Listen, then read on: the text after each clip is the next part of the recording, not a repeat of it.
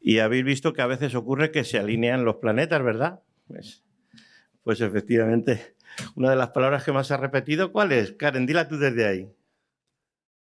No la quiero decir yo porque la has repetido tú muchas veces. Nos ha hablado del regalo de Dios, ¿verdad, Jesús? Por lo menos lo has dicho, yo he contado 5 o 6 veces.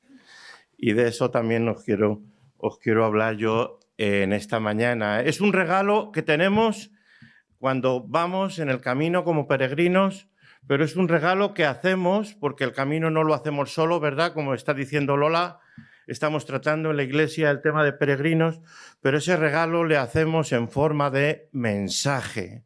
Y de ello es de lo que os quiero hablar, porque el mensaje que traemos como peregrinos a esta vida, que no es otra cosa que el peregrinar, el camino, decía en esa primera exposición hace unas semanas, que el camino no es otra cosa que la vida, y la vida que nos toca vivir a cada uno, con sus altos y sus bajos, sus llanos, sus valles y sus montañas, ¿verdad? Pues en este camino que nos toca vivir es verdad que llevamos un mensaje y debemos saber que es no me quiero anticipar a las conclusiones y al final, pero como ha dicho Karen, es un regalo. Y eso es de lo que os quiero convencer. Llega la Navidad y celebramos el nacimiento de Jesús, pero celebramos el nacimiento de Jesús solo por una razón, y es porque es una buena nueva.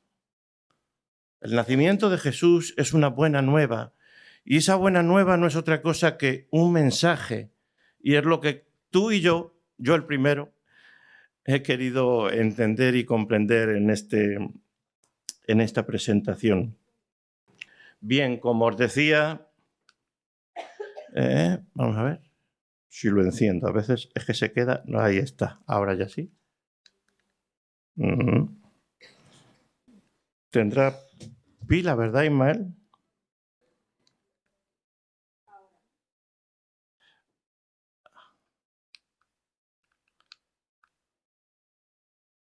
No, voy a intentarle.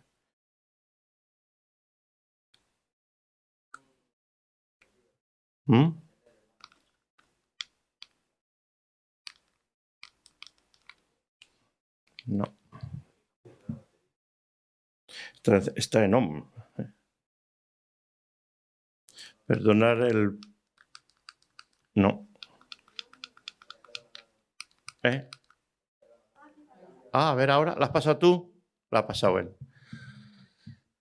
Bueno, pues te voy a rogar que seamos rapiditos y yo me intentaré ajustar. ¡Ay, qué pena!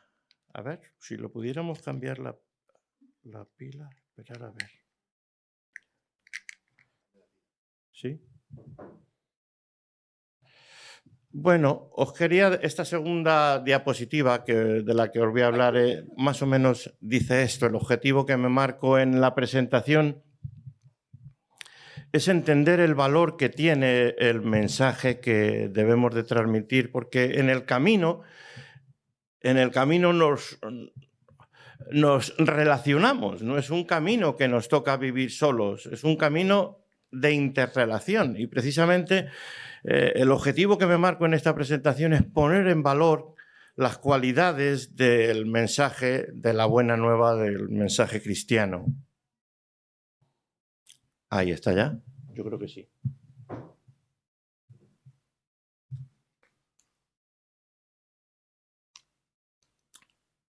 Ahora sí. Bueno, como no se está grabando, todo queda entre nosotros. Creo que no se está grabando, ¿verdad? Gracias, Douglas. Ahora sí.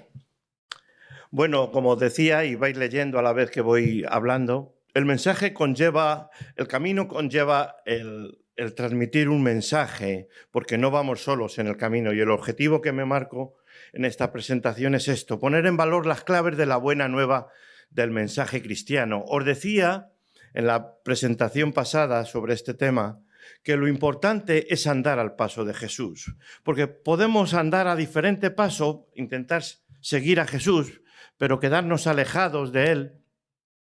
Y eso no sería correcto para nosotros, nos alejaríamos de su mensaje. Metafóricamente, lo importante es ir al paso de Jesús, pero Lo importante es ir al paso de Jesús para escuchar a Jesús. Por eso voy a hacer esta presentación volviendo a donde me quedé en Pablo, en el legado de Pablo, para leer ese texto de Romanos 1, 16, 17, pensar y meditar sobre ese texto, esos 2 versículos nada más, ver qué significaba el Evangelio, el mensaje del Evangelio para Pablo y hacer unas conclusiones y terminar en oración. Como os decía, tras el encuentro que tuvo Pablo con Jesús camino de Damasco, iba allí a perseguir a los del camino. Y fue allí que se cayó a tierra, que no del caballo, se cayó a tierra y de esa forma tuvo un encuentro con Jesús, un encuentro trágico para él porque perdió la vista. Y hasta que no llegó a Damasco, la recobró, es cuando él comprendió, se le cayó recobró no solamente la vista, sino también entendió a aquellos y a quien aquel perseguía, porque Jesús le decía, ¿por qué me persigues, Saulo?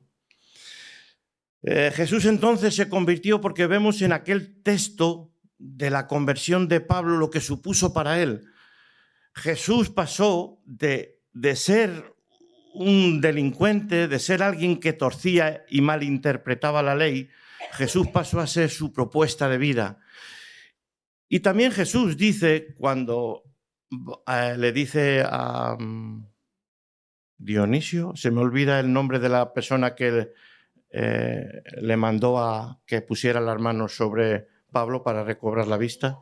Ananías, gracias María, estás atenta. Cuando habló con Ananías le dijo, ese me es instrumento útil, hablando de Pablo, porque Ananías se retraía de ir a alguien a quien perseguía a los cristianos. Pero Jesús le dijo a Ananías, Ananías, ese me es instrumento útil. Y Pablo se convirtió en un proyecto de Jesús, ¿verdad? De modo que cuando se juntaron ambas situaciones, que para Pablo cambió todo, entendiendo que Jesús era su propuesta y que Pablo iba a ser un proyecto para la vida de Jesús, entonces aquello se convirtió en algo fabuloso para la vida de Pablo y cambió todo, como decía esta última canción de Karen, todo cambió. Y casi diría a Pablo, y no me callaré, porque todo cambió, todo ha cambiado. Esa es la canción de... Y ahí nos quedamos, y ahí nos quedamos.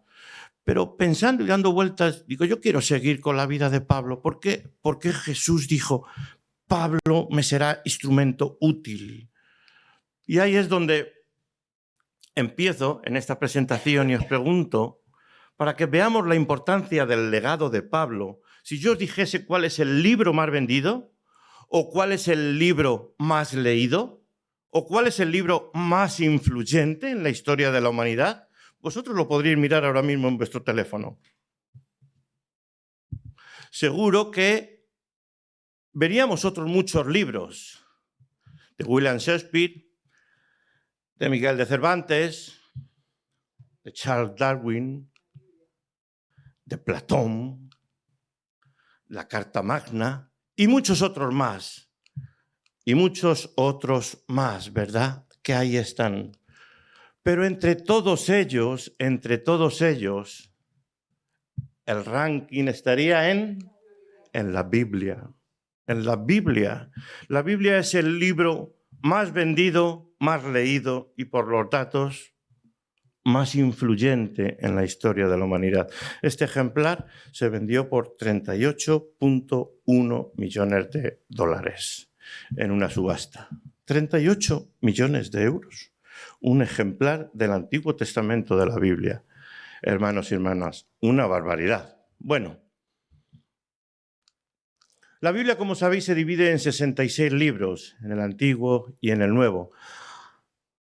Algunos han estudiado pormenorizadamente, aquellos que tengáis la versión de Reina de Valera 60, se han entretenido, si vierais con detalle toda esa letrita pequeña de aquí, algunos se han entretenido en decir las palabras y letras que tiene la Biblia en la versión de Reina Valera del 60. La parte que escribe Pablo, la obra literaria más antigua dentro de los escritores cristianos, toda esa, como podéis ver, imita la tabla periódica. Ese es el aquel de la imagen, ¿no? Esos libros, que son los que representan y son la literatura cristiana más antigua, anterior a los evangelios, por supuesto. Vemos entonces que el legado de Pablo es grande en cuanto a su proporción y dentro de lo que ocupa el Nuevo Testamento. Podríamos decir que si es influyente la Biblia, dentro de la Biblia lo es más el Nuevo Testamento. Y podríamos decir que dentro del Nuevo Testamento, si las escrituras más antiguas y el escritor más extenso, o por lo menos epístolas que se le atribuyen a él, que la crítica moderna dice que no todas, por ejemplo, Hebreos y otras que se atribuyen, otros no la atribuyen, con esto no se pierde su inspiración ni su canonicidad, no me entendáis mal, sino que no se atribuye su autoría, se atribuye a lo mejor a algún amanuense o a alguna persona del equipo, escribiendo en nombre de Pablo, ¿verdad? Pero si viéramos entonces el legado de Pablo era, volvemos a decir, un instrumento. Y no solamente fue un evangelista, el apóstol de los gentiles, sino también un escritor, ¿verdad? Tenemos que reconocer que en Pablo precisamente, pero si ahora tuviéramos que de todos esos escritos elegir uno, elegiríamos, todos los especialistas, todos los autores elegirían la epístola de los romanos. Es su obra grande. Dicen algunos que quizás sería el libro más importante de la Biblia. Por eso os traigo aquí algunos. Nosotros los repartimos en cascorro. La epístola de los romanos. Dice Gordon H. Clark, yo desde siempre me compré aquella Biblia de vida, ¿verdad? La que viene comentada con las letras en rojo, pues en su prefacio, donde comenta la epístola de los romanos, que figura allí Gordon H. Clark, dice que quizás sea el más importante libro de la Biblia. Dice este teólogo y doctor en filosofía y letras. Quizás sea el libro más importante. Pero si ahora yo os quiero llevar más adentro todavía, ¿veis? Voy llegando hasta donde quiero hablar. La tesis de la epístola de Pablo se concentra en esos dos versículos que vamos a leer. Romanos 1, 16 y 17.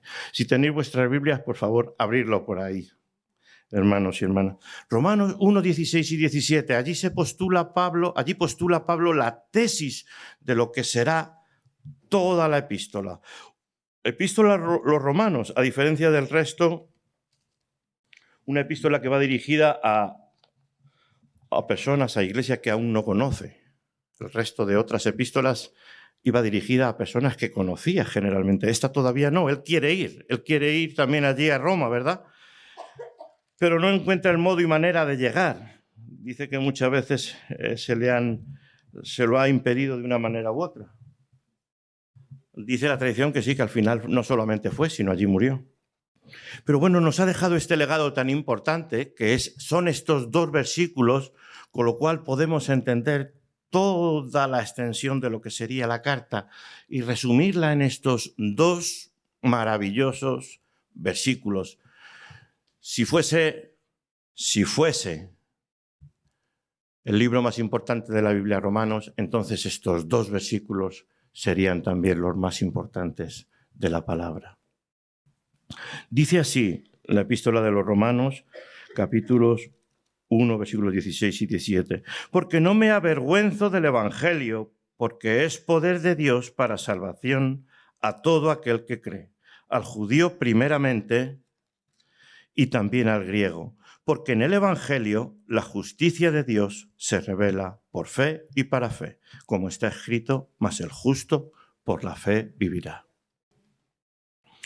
Bueno, quería traeros esta transparencia porque si alguno queréis profundizar en letra por letra, a mí no me gusta ser literalista porque a veces siendo literalista con el texto no cogemos el verdadero sentido.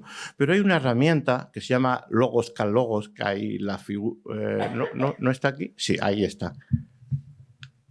Hay una herramienta que te ayuda con una concordancia que se llama de Strong y un interlineal que te ayuda a, como veis, ir palabra por palabra.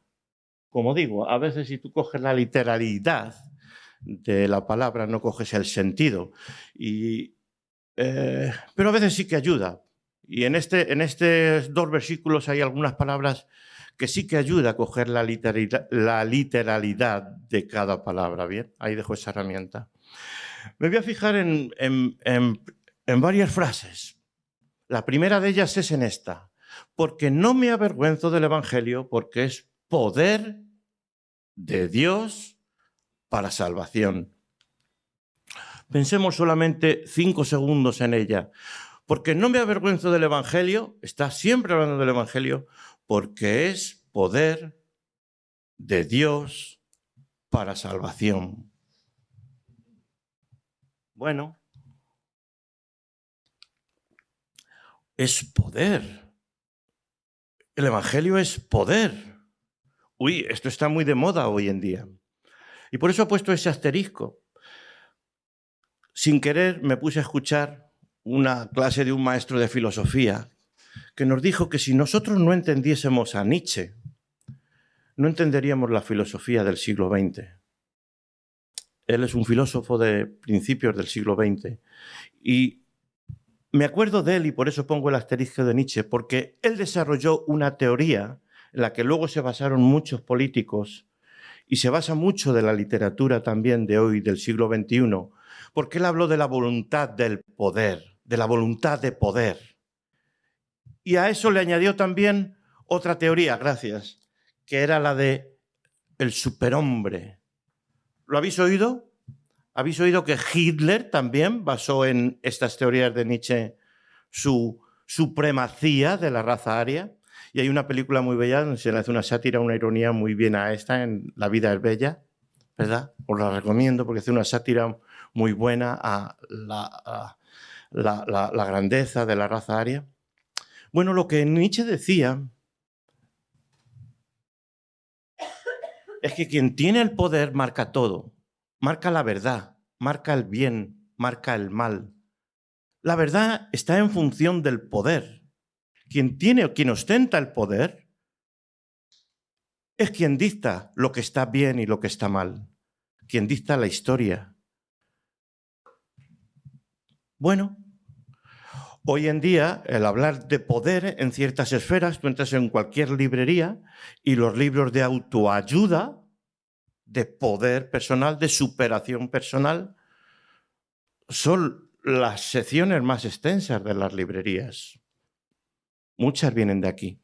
Pero fijaros que el texto no habla solamente de poder, sino habla de poder de Dios, dice Pablo. Y me gusta esa literalidad del texto, porque no habla de poder humano, habla de poder de Dios. En el Evangelio está el poder de Dios. Pero bueno, ahora aquí llegarán algunos y dirán, uy, poder de Dios. Bueno, bien, tengo poder de Dios. Pero hermano y hermana, déjame decirte que también hay otra continuación. Poder de Dios para salvación. Poder de Dios para salvación. Porque muchas veces en el camino no tenemos ese poder de Dios en nuestras vidas, o al menos no se refleja. Ahora mismo estoy desanimado porque María José, mi esposa, tiene una trocanteritis y está desanimada, y yo también con ella. Ojalá el poder de Dios nos sanase en todo momento, sin embargo no es así, no siempre el poder de Dios se refleja en nuestra sanidad. A veces nos toca sufrir y llorar, pero es poder de Dios para salvación a todo aquel que cree. La segunda cosa que quiero remarcar de lo que significa el Evangelio es que en el Evangelio se revela la justicia de Dios. En el Evangelio la justicia de Dios se revela por fe y para fe. Quiero también remarcar esa expresión y he puesto la justicia de Dios, porque aquí un hermano nuestro de allá del siglo XVI tuvo una experiencia que llamaron la experiencia en la torre. Me estoy refiriendo a nuestro hermano Martín Lutero, que para él al leer este texto le revolucionó. Rápidamente, para no extenderme, podríamos estar aquí hablando horas de Lutero, pero para hacer una breve síntesis de su vida, él era hijo de un hombre minero que quería que su hijo tuviese los mejores estudios y él empezó derecho. Le interesaba el derecho, a él y a su padre. Pero cayó un rayo cerca de él y ese rayo le aterrorizó y le atemorizó. Tuvo una experiencia tan fuerte con el rayo que cayó cercano a él que dejó el derecho y empezó a estudiar teología. Se hizo agustino. Y así, después de estudiar, llegó a su doctorado y le dieron la cátedra en Wittenberg. Empezó explicando salmos. Pero fue cuando llegó a este texto de Romanos, él siempre estaba buscando su justicia, la justicia que le hiciese válido delante de Dios. Pero él no la encontraba y no encontraba paz en su alma, hasta que se dio de frente con este texto. En el Evangelio se revela la justicia de Dios. Y él siempre que oía y leía de la justicia de Dios, cada vez entraba más en temor y en pánico, porque él no alcanzaba en sí mismo lo necesario para ser justo delante de Dios. Y cuando a vosotros, hermanos y hermanas, yo os hablo de la justicia de Dios, me gustaría saber qué viene a vuestra mente. Porque la justicia de Dios seguramente que viene a vuestra mente con el sentido de que Dios retribuye a cada uno según lo que haga, lo bueno o lo malo. Si tú actúas bien, Dios te recompensará, pero si actúas mal, no te recompensará. O te viene a la mente que Dios es justo, un atributo de Dios. Este texto de Romanos no está diciendo nada de eso. No está hablando que te va a retribuir a ti con lo que tú te mereces. Ni tampoco está hablando de este texto del atributo de Dios. Este texto está hablando de algo bueno que se revela en el Evangelio. ¿Y sabéis a qué me estoy refiriendo, hermanos y hermanas? Hay algunos que en este texto, en estos dos versículos, ven diferentes razones y diferentes expresiones positivas para poner en valor el Evangelio que tenemos. Pero no. Yo pienso que Pablo está apostillando una misma razón, un mismo argumento. No me avergüenzo del Evangelio porque es poder de Dios para salvación. Bien. Y porque en el Evangelio la justicia se revela por fe. Pero decidme, hermanos y hermanas, ¿de quién o de qué está hablando Pablo?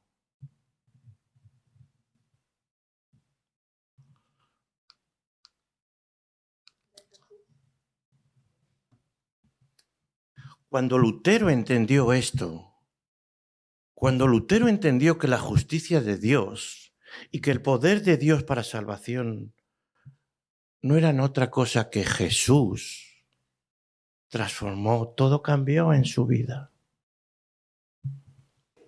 Aquello le dio otra nueva visión de lo que él estaba intentando hacer, de lo que él le habían explicado. Esto revolucionó su manera de entender la vida cristiana. La justicia de Dios, Dios me la da.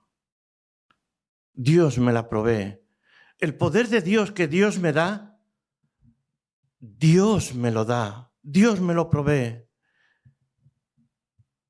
En forma de una persona, Jesús. Ese es el regalo. Esa es la buena nueva. Ese es el mensaje que Lutero entendió. Es Jesús la justicia de Dios. Es Jesús el poder para salvación.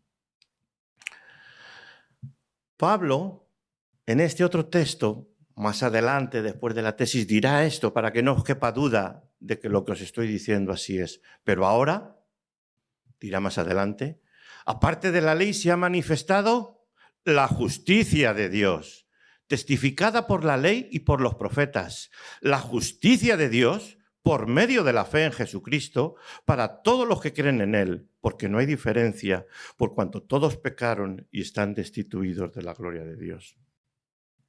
Romanos 5:1 Dice, justificados pues por la fe, tenemos paz para con Dios por medio de nuestro Señor Jesucristo.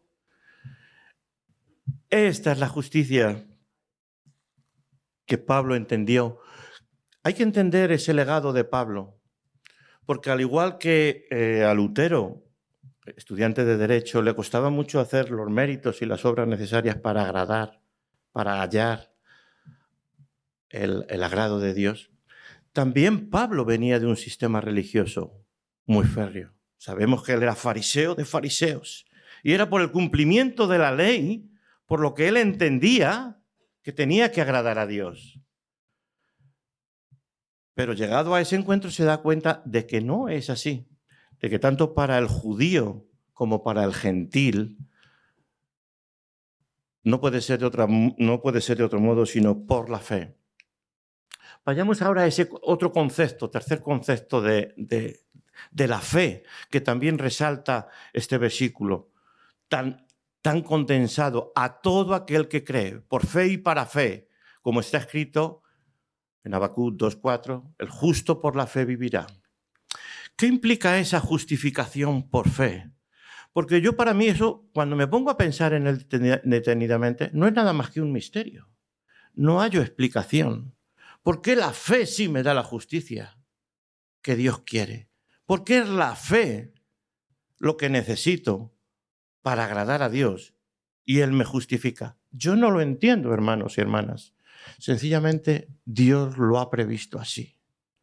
Que sea tu fe y mi fe la que nos hagan justos delante de Dios. No entiendo el por qué, pero lo que sí sé que significa esa justificación por fe es que Pablo está abriendo a todo el mundo y no solamente a los que cumplen estrictamente con la ley. Está universalizando el acceso a Dios y a la salvación. Lo que hay detrás de esa doctrina, la implicación que tiene la justificación por la fe, no es otra cosa que la universalidad. Y detrás de la universalidad está la inclusión. El judío se creía poseedor del acceso a Dios únicamente y así distribuía los atrios dentro del templo. Pero Pablo viene a decir que no. La fe es universal e incluye a todos, al judío y al gentil. Qué maravilloso pensar que en nuestro evangelio, en nuestro mensaje, pensémoslo así, actualicémoslo así. Todos y todas están incluidos. Todos y todas. Desde el mayor al menor, desde el rico al pobre, del más pecador al menos. Todos están incluidos. Jesús fue criticado precisamente por relacionarse con aquellos que los fariseos excluían y no veían dignos de tener ese acceso a Dios. ¡Qué maravilloso! Y por último, porque no me avergüenzo. Y es verdad que esta expresión avergonzar, recapacitando sobre ella, este es un sentimiento, es una emoción, ¿verdad? Es una emoción que con los años también os tengo que decir, hermanos y hermanas, se quita. Se quita. Bueno, mejor dicho, en la vida aparece y con los años desaparece. Pero a veces nos dejamos llevar por ella, que no estoy hablando de temor, porque es cierto que a veces el Evangelio, predicar el Evangelio, nos da temor. Yo no os hablo ahora de ello en países donde hay persecución, ¿verdad? No me estoy refiriendo. Me estoy refiriendo a esta emoción de la que habla Pablo, que es no me avergüenzo, y que también dirá a Timoteo, no te avergüences. ¿Y qué es la vergüenza? La vergüenza es una emoción que nos mueve a ocultar algún defecto, pero algún defecto que a nosotros nos parece, ¿verdad? O rasgo o acción propios que creemos que de ser revelados provocaría la no aceptación o rechazo de los demás. Es cierto, todos buscamos la aceptación de los demás, todos. No hay nadie de nosotros aquí presentes que no busque el reconocimiento y la aceptación de los demás. Todos buscamos ese reconocimiento. Pero ojo, no nos dejemos arrastrar por ello. Porque si nos movemos de nuestros principios, entonces esa emoción nos está llevando más allá, ¿verdad? Por eso digo que la vergüenza, cuando ya vas siendo mayor, te desaparece. ¿Qué tenemos que decir con respecto a...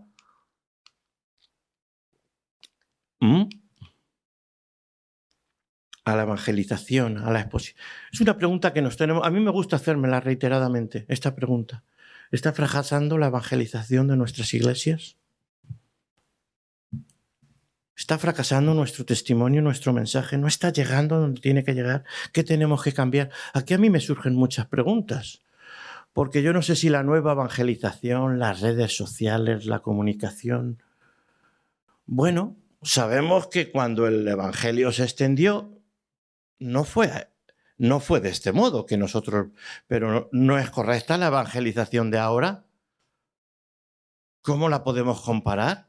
Me gusta hacerme esta pregunta reiteradamente, porque creo que como iglesia estamos llamados precisamente a velar por el testimonio, por la correcta exposición del mensaje cristiano. Somos timoratos, timoratas, apocados, apocadas. Dios en su soberanía, digo aquí, decidió alcanzar a los hombres a la manera del hombre, como testigos y testigos.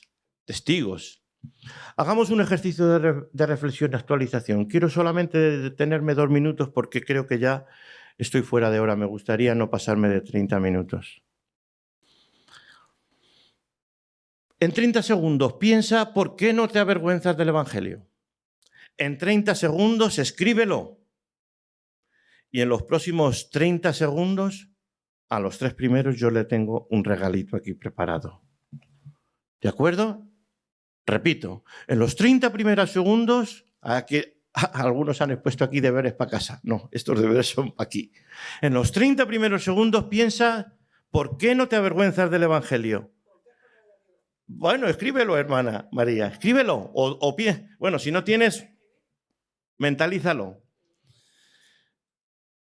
En los 30 segundos siguientes lo escribes o lo piensas y dices, estoy seguro, es por esto no me avergüenzo del Evangelio. Y luego me lo dices. A las 3 primeras personas yo les tengo un regalito aquí. ¿Vale? Empiezo a contar. ¡Ya!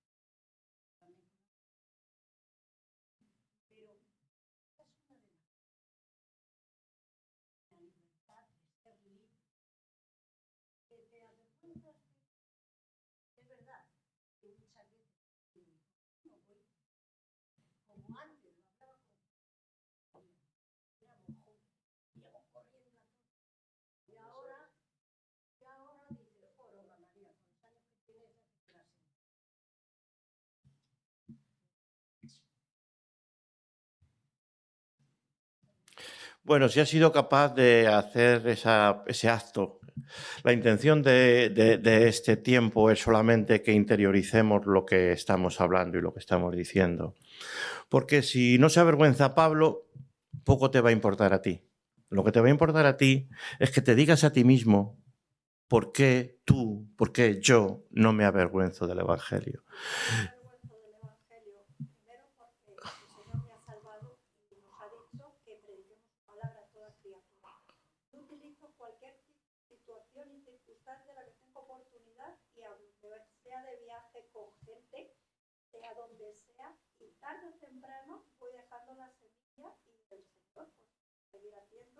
Que esa semilla la use otro y así terminar. No nos podemos avergonzar de lo que la gente piense de nosotros. ¿Qué nos importa? Nosotros no somos de este mundo. Amén. De arriba. ¿Qué tenemos que hacer? Obedecer al mandato y no callar. Ir por todo el mundo y predicar el Evangelio a toda criatura. Tenemos miles de millones de personas muriéndose que van a morir porque no conocen a Cristo. Si no nos importa, pues sí, tenemos que importarnos. Tenemos que pensar que el Señor viene pronto y nos va a pedir cuentas. Amén. Me quedo con esa segunda. Una tercera persona más. Un testimonio breve, igual. ¿Por qué no te avergüenzas del Evangelio? Julio. No me avergüenzo del Evangelio. Comparándome o poniéndome en lugar del mundo. Cada quien tiene que pensar lo que avergonzarse. Yo tengo a Dios, a Jesús en mi corazón. Entonces, ¿yo por qué debería avergonzarme? No. Entonces, tengo lo mejor, entonces no me avergüenzo. No te avergüenza el Evangelio. ¿Crees? Ah, pues venga, Paloma 4. Solo tengo 3 regalitos. Uno era para María Eugenia, otra para Lola y otra para la Julio. Y María también, es verdad. Pues bueno, eso es. Y María también estaba. En el evangelismo, aquí en España, Es un tema que suscita interés. Me alegro por vosotros, por mí y por vosotros. Aquí en España, por lo menos, estamos ignorados por completo de los españoles de que existimos. El otro día daban por la televisión. Por favor, ser breves, para que hablemos todos. No, termina, hermano. El otro día daban por la televisión una iniciativa de los católicos romanos en las redes sociales que están captando prosélitos mediante lo que llaman los influencers. Influencers. Todos hemos oído hablar de ellos, ¿no? Influencers, muy bien. Y aquí no hacemos nada, ninguna iniciativa. Ah, bueno. Yo desde hace tiempo he pensado que si los homosexuales... Bueno, no cambiemos de tema. Cada año hacen su fiesta, su manifestación pública en las naciones, en Madrid, en las capitales, nosotros debiéramos de tomar esa iniciativa. El día de la Biblia, salir todos a muy bien, amén. Pedir autorización al gobierno para salir a la movilizarnos, calle, ¿no? Con nuestro mensaje. Con una pancarta. Queda entendido. Te hemos entendido. Queda tu mensaje. Con Paloma terminamos, que si no esto se nos hace muy largo y no terminamos.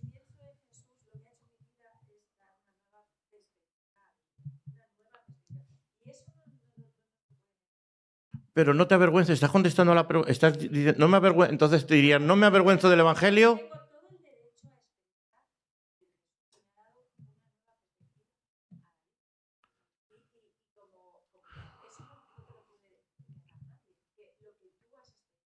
Amén. Sí, le pasó a Pablo, es lo que estáis comentando. Efectivamente, al final, nuestra experiencia del Evangelio y por lo que amamos y seguimos y presentamos el Evangelio a los demás es porque lo hemos vivido. Eso nos hace ser precisamente testigos. Es decir, hablar del Evangelio si no lo vives no te hace ser un agente externo al Evangelio. Viviendo el Evangelio desde la fe y por la fe, entonces te conviertes en testigo. Bien, pues acabamos con este apartado y ya terminando. Hay algunas expresiones y frases de Pablo también a otras cartas que son notorias y que es importante resaltar, porque hablan del Evangelio también a otras ciudades, a otros pueblos. Esta creo que se lo dice a los corintios. Y en razón de este tema, Pablo, como sabéis, es un hombre que vivió por y para el Evangelio y dice a los corintios, porque no nos ha dado Dios espíritu de cobardía, sino de poder, de amor y de dominio propio. Por tanto, no te avergüences de dar testimonio. No, esto se lo dice, creo que es una pastoral, esto se lo dice a Timoteo. No te avergüences de dar testimonio de nuestro Señor, ni de mí, preso suyo, sino participa de las aflicciones por el Evangelio, según el poder de Dios, quien nos salvó y llamó con llamamiento santo, no conforme a nuestras obras, sino según el propósito suyo y la gracia que nos fue dada en Cristo Jesús antes de los tiempos de los siglos. Esta es una exhortación que Pablo dice a Timoteo. Lo que le dice también hablando del Evangelio a los corintios es la siguiente frase: tenemos este tesoro en vasos de barro. Debemos ser conscientes que tenemos en nuestro ser, aunque es de barro, pero tenemos este tesoro que no es otra cosa que el mismo Evangelio. También en Romanos dice, efectivamente, amén. Esta es la palabra de fe, dice Pablo también, esta es la palabra de fe que predicamos, que si confesares con tu boca que Jesús es el Señor y creyeres en tu corazón que Dios le levantó de los muertos, serás salvo. ¿Cómo pues, dice también Pablo, se está preguntando y está reflexionando, cómo pues invocarán a aquel en el cual no han creído? ¿Y cómo creerán en aquel de quien no han oído? ¿Y cómo oirán sin haber quien les predique? ¿Y cómo predicarán si no fueren enviados? Como está escrito, cuán hermosos son los pies de los que anuncian la paz, de los que anuncian buenas nuevas. Amén. Pues ahí terminamos. Como conclusiones quiero dejaros estas tres, solamente que os fijéis en las palabras que recalco, las palabras que pongo en negrita, y que eso es lo que significa y entraña tener el Evangelio en nosotros, tener el Espíritu Santo en nosotros. En el mensaje del Evangelio obtenemos el amor y el perdón de sentirnos queridos y amados por el Padre. En el Evangelio obtenemos la energía, me gusta esta palabra, yo que soy eléctrico, obtenemos la energía y la fuerza, la entiendo muy bien esa palabra, energía, potencia por tiempo. La energía y la fuerza que el camino nos maltrecha. En el mensaje del Evangelio obtenemos la paz que anhela nuestra alma y con la que nos presentamos delante de nuestro Dios y Padre con seguridad y confianza. Así lo entendió Lutero, como hijos suyos. En el mensaje del Evangelio está nuestro bien más preciado, nuestro mayor tesoro y el mejor, como decía Karen, el mejor regalo que podemos hacer, el mejor regalo que podemos ofrecer. Terminamos con oración. Señor y Padre nuestro, gracias por tu palabra, gracias por el ejemplo del apóstol Pablo para nuestras vidas. Gracias que sin merecerlo nos llamaste y escogiste. Gracias porque en Jesús encontramos la paz y el gozo de la salvación. Gracias por tu amor por nosotros al mandar a tu Hijo Jesús a ocupar nuestro lugar y pagar nuestra culpa. Ayúdanos, te pedimos, Padre, a transmitir con nuestras vidas el gozo y la alegría de este precioso mensaje del Evangelio de Jesucristo. Te lo pedimos en su nombre. Amén. Que el Señor os bendiga.